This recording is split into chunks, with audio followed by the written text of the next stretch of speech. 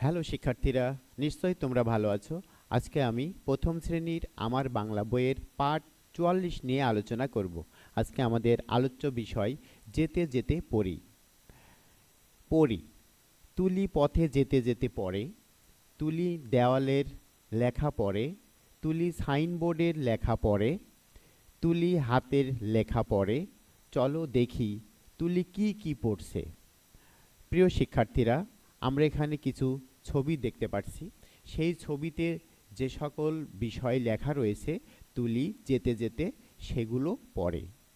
প্রথমে লেখা রয়েছে মহান বিজয় দিবস।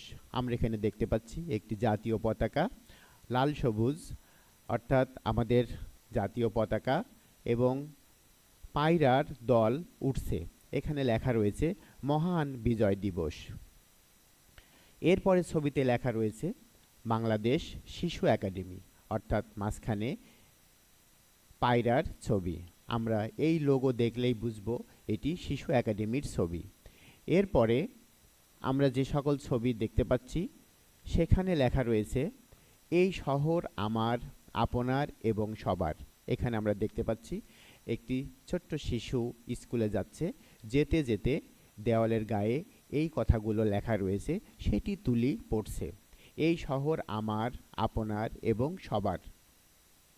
এরপরে আমরা একটি সাইনবোর্ডে দেখতে পাচ্ছি লেখা রয়েছে ফুল ছেঁড়া নিষেধ।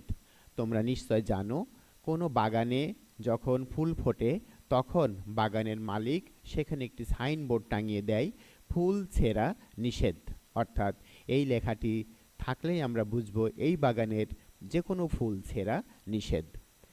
এরপরে আমরা দেখতে পাচ্ছি একটি ছবি, অর্থাৎ এখানে লেখা রয়েছে শহীদ মিনার।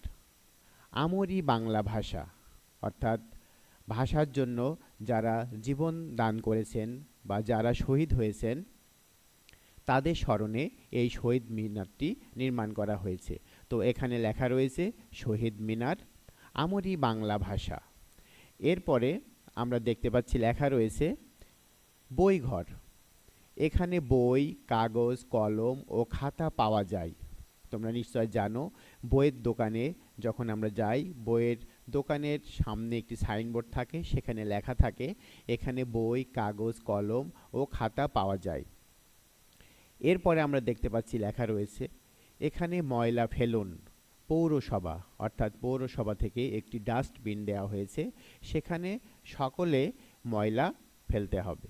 অর্থাৎ আমরা চলতে চলতে যে সকল সাইনবোর্ড এবং লেখা দেখি সেগুলো তুলি যেতে যেতে পড়ে এবং অধ্যয়ন করে, এবং প্রতিনিয়ত আমাদের চোখে সেই প্রতীক, সেই সাইনবোর্ড বাদলেই আমরা বুঝবো যে এটি শিশু একাডেমি, এটি শহীদ মিনার, এটি বইয়ের দোকান, এটি ডাস্টবিন।